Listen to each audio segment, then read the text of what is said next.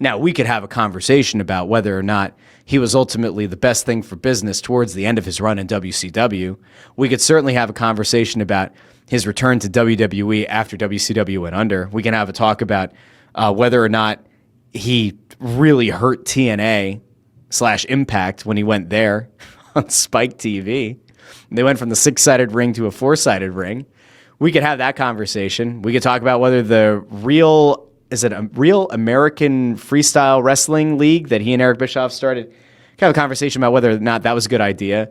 About the Real American Lager. His last appearance with WWE was out in California. He came out with Jimmy Hart, and the crowd in California booed him mercilessly.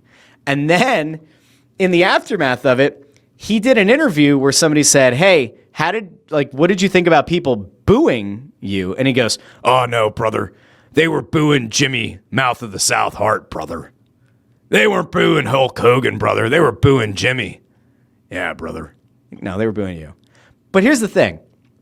I don't know if I can blame you. If you are somebody who heard those comments and felt personally offended and wounded by those words, you have the right to boo. And you probably should have booed.